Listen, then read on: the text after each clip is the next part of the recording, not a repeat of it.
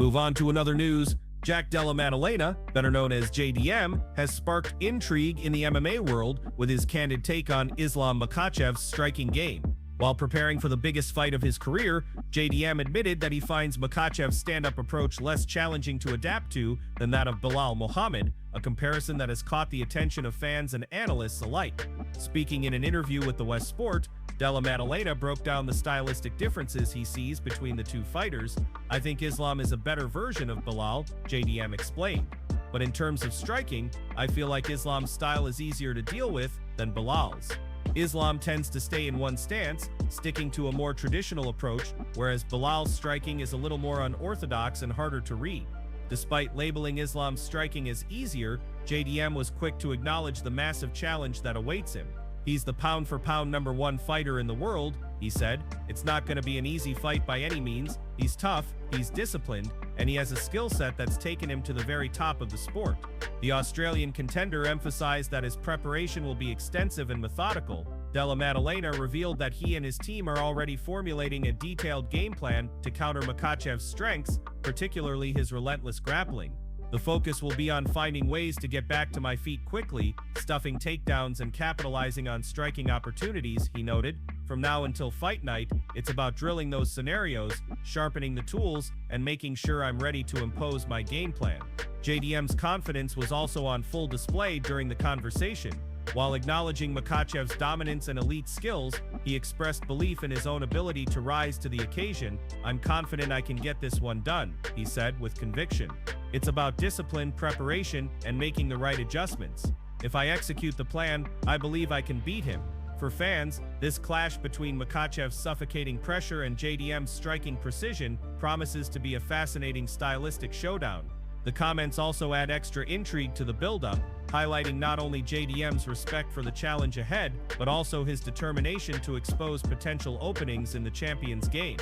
Move on to another news. Justin Gaethje may finally be on the verge of earning his long-awaited third UFC title shot. In the middle of all the uncertainty surrounding the lightweight division, the highlight has emerged as perhaps the biggest beneficiary, with top-ranked contender Arman Tsarukyan temporarily occupied with another fight. The door has opened for Gaethje to potentially step into the spotlight for a championship clash against Ilia Topuria.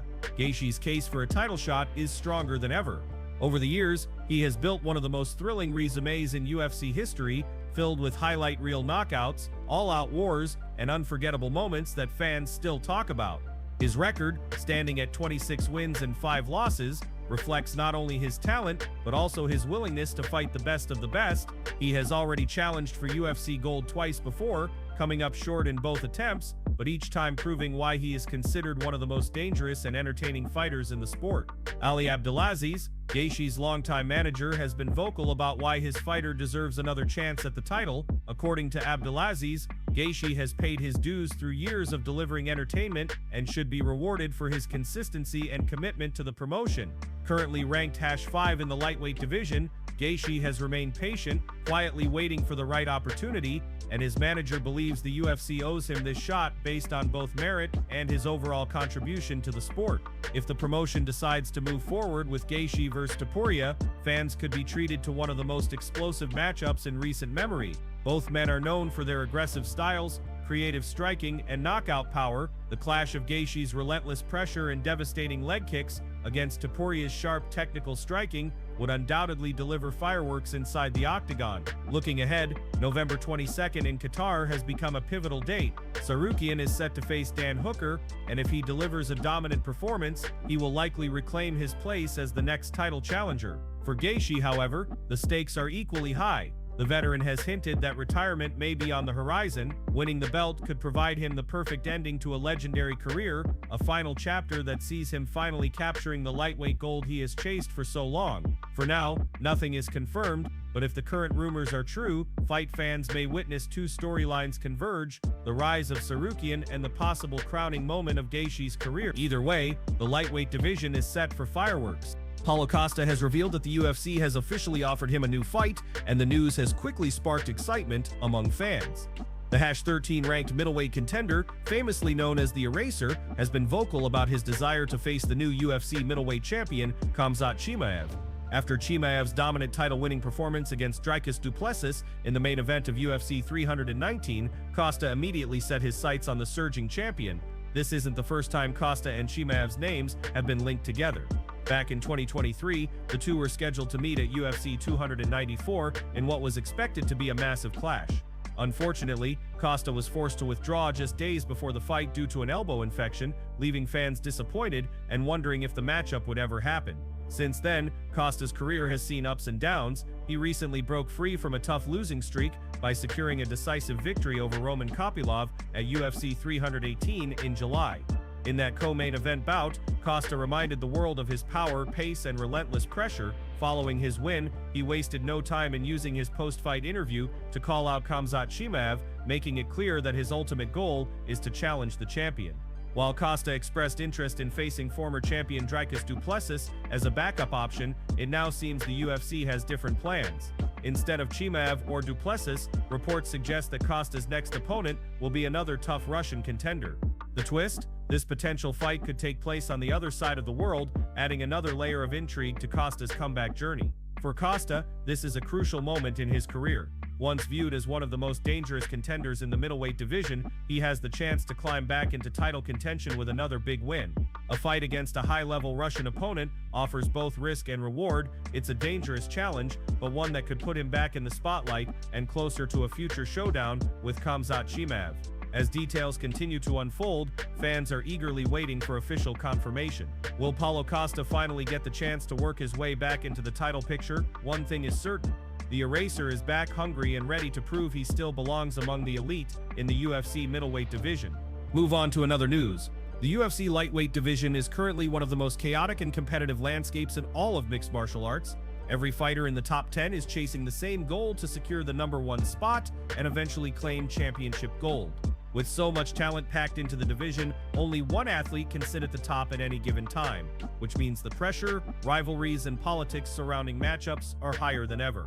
Fighters often build long winning streaks, defeat tough opponents, and make loud callouts in hopes of earning their long-awaited title shot. Sometimes, that opportunity arrives right on schedule, rewarding their hard work and consistency. Other times, however, the UFC throws a curveball, reshuffling the deck in ways that leave even the most deserving contenders waiting on the sidelines. Arman Tsarukyan has found himself caught in the middle of this unpredictable situation. The Armenian-born lightweight has quietly but effectively climbed the ranks, putting together an impressive string of victories against some of the toughest fighters in the division. His relentless grappling, sharp striking, and iron will have carried him to the top of the contender list. After his most recent victories, Tsarukyan was officially recognized as the #1 ranked lightweight, a position many believed guaranteed him the next shot at championship gold. Fans and analysts alike thought the timing was perfect for Tsarukyan to square off against the reigning featherweight champion Ilia Topuria, who has been linked to a potential move up in weight. The clash would have been a stylistic and competitive dream, pitting Tsarukyan's wrestling heavy pressure against Topuria's explosive striking and finishing ability. Many felt it was the fight that made the most sense for the division, a true test to determine the rightful next champion. But as often happens in the fight game, things didn't go according to plan. Despite Tsarukyan's dominant performances and rightful place at the top of the rankings, the UFC's matchmaking process has remained unpredictable. Factors like marketability, timing, injuries, and fan demand frequently influence who gets the next big opportunity. In this case, Tsarukyan may once again have to wait for his phone to ring while the promotion explores other matchups. For Tsarukyan, the path forward is clear but frustrating. He has earned his place among the elite and continues to prove that he belongs in the championship conversation. Whether his shot comes next or later, the Armenian contender's rise is undeniable, and the lightweight division remains one of the most compelling stories in combat sports today. Move on to another news. Paulo Costa has once again made headlines in the MMA world by announcing that he has agreed to a high-stakes bout against striking sensation Shara Magomedov at the upcoming UFC event in Qatar. The fight is set to take place on November 22nd at the ABHA Arena in Doha, marking a major addition to what is already shaping up to be a historic card for the region. While the UFC has yet to officially confirm any bouts for the event, Costa's revelation has already generated significant buzz among fans and media outlets. The Brazilian contender, who recently bounced back into form with a victory over Roman Kopylov, revealed the news himself on social media. Taking to X, formerly Twitter, Costa wrote that he was offered the matchup against Magomedov in Qatar and accepted without hesitation. was offered Shara Bullet in Qatar, Costa posted, "It looks fun. I said yes." Magomedov, known for his sharp and dynamic striking, represents an intriguing challenge for Costa. A specialist on the feet with a reputation for highlight reel finishes, Shara Bullet has built a loyal following in the MMA community. Costa, however, appears confident, declaring that this will be the second Russian in a row that he intends to defeat following his win over Kopylov earlier this year. Costa also hinted at his long-term ambitions beyond Magomedov, with his sights still set firmly on UFC middleweight champion Khamzat Chimaev. The Brazilian even shared a video mocking Chimaev's grappling-heavy style, dismissing it as boring and ridiculing what he described as a cupcake ball-sniffing approach. Costa made it clear that his ultimate goal is to square off against Chimaev and prove himself against one of the most dominant forces in the UFC today. In typical Paulo Costa fashion, he did not shy away from controversial remarks. Referring to Magomedov's well-known condition of being blind in one eye, Costa quipped, "Keep your eyes open, guys," further stoking the rivalry ahead of their potential clash. While some may view his comments as provocative, they underscore Costa's trademark bravado and his ability to keep fans engaged in the build-up to his fights. If finalized, this matchup between Costa and Magomedov could deliver fireworks. With Costa's aggressive, pressure-heavy style colliding with Magomedov's elite striking skills, fans can expect a fight that promises action from start to finish. For Costa, it's not only another chance to prove his relevance in the middleweight division, but also an opportunity to build momentum toward the long-awaited showdown with Khamzat Chimaev. Move on to another news. A reigning PFL champion has pushed back against the growing narrative that Ilia Topuria is the best lightweight in the UFC. While Topuria has certainly enjoyed a meteoric rise, not everyone in the MMA world is convinced that his current success makes him the undisputed top fighter in the division. Topuria's recent achievements are undeniably impressive. He first captured the UFC featherweight title with a series of spectacular performances, including statement victories over two of the division's most iconic names, Alexander Volkanovski and Max Holloway. These wins established him as one of the most dangerous finishers in the sport, a fighter with both elite striking and fight-ending power. His momentum carried over to the lightweight division earlier this year. In June, Topuria stunned the MMA world when he knocked out former champion Charles Oliveira to claim the UFC lightweight crown. That victory not only solidified his status as a two-division champion, but also propelled him up the pound-for-pound rankings. In fact, Topuria has now overtaken long-reigning lightweight king Islam Makhachev, who is preparing for a major test against welterweight contender Jack Della Maddalena. For many fans and analysts, Topuria's run has placed him at the top of the MMA world. His dominance across two weight classes, paired with his ability to finish elite opponents, has created the perception that he is currently the best lightweight alive. However, the PFL champion who criticized this claim argues that one incredible year does not erase the body of work built by other established stars, nor does it guarantee long-term dominance. Meanwhile, the UFC still needs to decide who will challenge Topuria for his newly won lightweight belt. The picture is far from clear. Rising star Paddy Pimblett has thrown his name into the mix, using his growing popularity to campaign for the shot. On the other hand, top contender Arman Tsarukyan has a much stronger resume, having beaten a string of dangerous opponents to position himself near the top of the division. The two have been going back and forth publicly, each arguing that they deserve the opportunity more than the other. For now, the spotlight remains on Topuria, but questions about his true standing linger. Is he truly the best lightweight in the world, or is he simply riding the wave of a breakout year?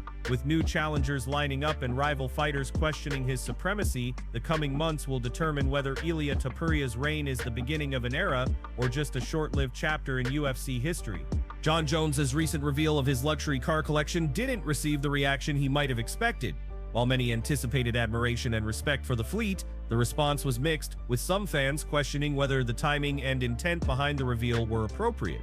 For a fighter who has been at the center of debates about greatness, the backlash underscored how Jones continues to be one of the most polarizing figures in mixed martial arts. Jones's legacy inside the UFC is undeniable. He is often regarded as the frontrunner in the GOAT greatest of all time discussion, boasting an undefeated career record apart from one controversial disqualification early on. Over the years, Jones built an unmatched resume, stacking up accolades and shattering records. He became the youngest UFC champion in history in 2011, a milestone that set the tone for a reign unlike anything fans had seen before. He holds the record for the most title wins and the most successful title defenses in UFC history, achievements that cemented his place in the sport long before retirement entered the picture. Financial success naturally followed his dominance in the octagon. Endorsements, fight purses, and pay-per-view bonuses allowed Jones to accumulate considerable wealth. This wealth in turn enabled him to indulge in high-end luxuries, including a fleet of luxury vehicles. Yet, when Jones showcased his collection publicly, the expected admiration didn't entirely materialize. Instead, some saw it as a reminder of the controversies that have long shadowed his career. Jones's retirement in June only added another layer of complexity to his story. Fans were expecting a unification fight against Tom Aspinall to determine the undisputed heavyweight champion. Instead, Jones stepped away from MMA, leaving questions about what might have been. For many, the timing of his luxury car reveal, so soon after bowing out of the sport, seemed off-putting. Critics argued that instead of celebrating wealth, Jones should have been reflecting on his career and the legacy he left behind. Still, for supporters, the car collection is just another sign of what Jones accomplished. From becoming the youngest champion in UFC history to rewriting record books, his success afforded him a lifestyle few fighters can match. Whether praised or criticized, Jon Jones continues to stir conversations in the fight world, proving that even in retirement, he remains one of MMA's most talked about figures.